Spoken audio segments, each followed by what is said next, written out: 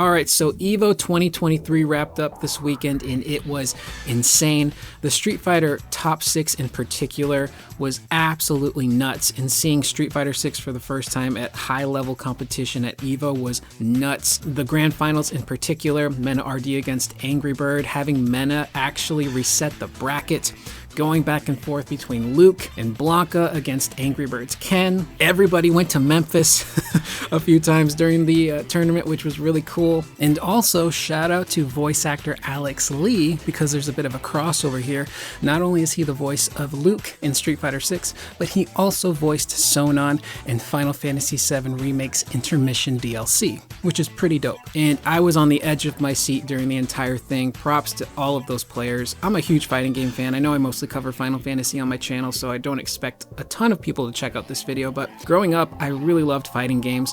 I'm trash at them, but I love them. I've always been enamored with the FGC and EVO, so seeing that last night play out was absolutely insane. Street Fighter 6 definitely had the best grand finals out of all of the games there at EVO, so that was really exciting to see. But before we get into more of like an EVO roundup kind of thing, if you guys could click the like button and subscribe if you like what you hear, it would be greatly appreciated. So starting off first with Tekken 8, we got two reveals, a returning character and a brand new character, the former being Raven. Now, I didn't play a ton of Raven back in the day, so I'm only familiar with some of his abilities, but he looks sick in Tekken 8. Great character design. Obviously, it's like Ninja Gaiden meets Blade, which is really cool. His shadow clone stuff is also really awesome. I think there were two different colored shadow clones as well. I think there was like a purple and a red. So again, I don't know if that was something that was in previous Tekkens with the different colored shadow clones, but they look sick. There was also some cool stages shown off. There's this like Onimusha, demon-y Oni gate kind of area with the water and like these portals behind them, which look cool. There was even like a Mortal Kombat looking stage with sand in the desert and this gigantic hand in the background, which looked really cool. But I think Raven probably has one of the coolest finishers in all of Tekken 8. He summons this, Final Fantasy X looking summon design in the sky. All of his shadow clones drop out and attack the opponent, and then he runs in with that finishing kick, which looks stupendous. And then the new character that was revealed, which was really cool, is Azucena, which means white lily in Spanish. And oddly enough, they had her fight a white lily in the trailer, which I thought was awesome. I don't know if they did that on purpose or if it was just a happy coincidence, but I thought that was pretty funny. But Azucena is Peruvian. She's from Peru, and she loves coffee. That's her thing. She's the coffee girl. She's the barista. Unfortunately, her finisher doesn't involve her throwing coffee on her opponent, but she's got this really cool dodge mechanic, which reminds me a lot of Steve's dodge mechanic. So I'm really curious to see how that's going to work. Is it going to be complicated to pull off? Is it going to be a command kind of thing? Either way, she looks dope. She's got a lot of pep. And Tekken has got to be one of the most diverse fighting games out there. I think there is a representative from literally every part of the world in Tekken, which is super cool. And I also love that every Tekken character is multilingual.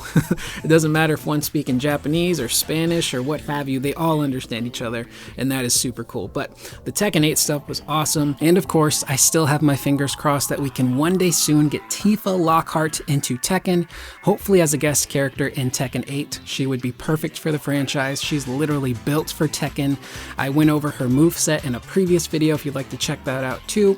But with our luck, they'll probably take Clive from Final Fantasy 16 and put him into Tekken instead, which wouldn't be a bad thing. Clive is a very cool character, and the potential for his moveset in a fighting game like Tekken is pretty exciting. He's got a lot of really cool tricks up his sleeve, a lot of cool iconic abilities that could make for a wicked awesome moveset in Tekken. And perhaps expanding upon that moveset would be a really cool video we can do later down the line. Up next, there was a pretty massive update to Killer Instinct. It's the 10-year anniversary update that we're getting for KI with some really cool improvements. They showed off a video featuring Maximilian Dude. He got that LA Night pop, yeah, which was great.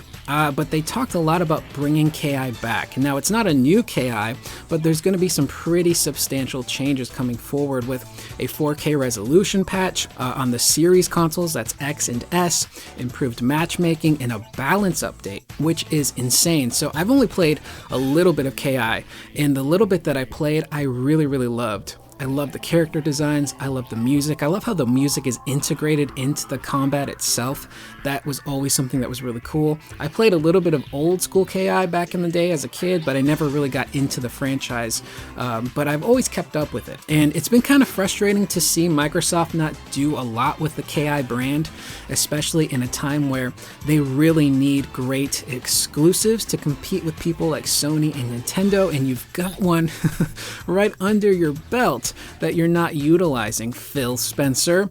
So to at least see KI getting this 10-year update, it's really nice. I hope that they're able to do more going forward, even if that means, not doing a new KI, but supporting this KI even further. That's super exciting, and I'm really excited for all the KI fans out there that have kept this game going and still play it. From what I've heard, the PC side of things, the Windows version of KI is still very active. It's also on Game Pass, so you can play it for free if you want. So it's definitely kind of encouraged me to dust off my old ass Xbox One and maybe play some KI, because I had a lot of fun when I did play it, and these updates are definitely going to be really great for the community. Up next, we got a brand new MK1 trailer. It had a ton of characters returning in it, including Reptile, Havoc, Ashra. Havoc looked sick. Like his armor, he's got this cool blade on his left side. I know he has the ability, like in previous Mortal Kombats, to rip off his arm and beat you with. But to me, the focus of this trailer was Reptile. And they nailed the Reptile design finally. There's like a nice hybrid between badass ninja human Reptile and full-on lizard man. So he looks great. He sounds great. I'm not sure who's voicing him, but his voice sounds very familiar. I feel like I've heard it before. I just really love that they nailed the design mostly, and he's got a backstory now. He's going to be seemingly a pretty big part of MK1's story. So I'm really excited to see them expand upon that more. Everyone's been wanting that human ninja Reptile. All the stuff from MK1 is looking pretty great. There's also been reports from the EVO show floor that the gameplay itself has been sped up quite a bit, and that's been a really big criticism of MK1 and even MK11, is that their gameplay was very slow. And even just watching those games compared to MKX, they do look significantly slower, but hearing those updates in regards to maybe the game being sped up a little bit is really cool. I know there's going to be a beta very soon, so I'm very curious to check that out as well. So Reptile's back. He's invisible and he looks sick. And before we get to the cool Street Fighter stuff, we got one cool peek at the next Fatal Fury, City of the Wolves. Incredible name. We got a quick look at Rock Howard and Terry doing some cool stuff. Unfortunately, that's all we got. Nothing more, but that quick look at what the game is actually going to look like is really exciting. And it's going to be cool to have Fatal Fury back in the fighting game spotlight. So I'm curious to see when we're going to get more on that game, but it might be a little bit of a ways off. So getting to Street Fighter 6 and the Teenage Mutant Ninja Turtles, everything's going great at the final top 6 for Street Fighter 6. They got the Capcom in-house band there, the Cap Jams, and they're playing music from Street Fighter 6.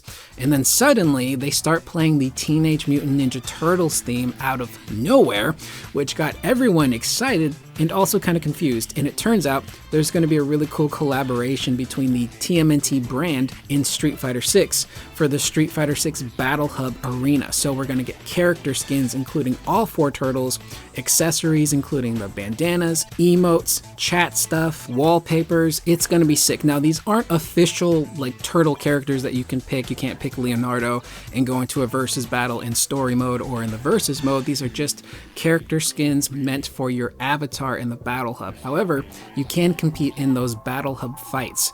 Maximilian Dude likes to call them the freak fights. So you'll be able to pick a turtle skin, put it onto your Battle Hub character, and then participate in those fights. But other than that, seeing them show up in Street Fighter, even if it's not official versions of them that have their own unique move sets, it's still super cool to put that skin onto another character.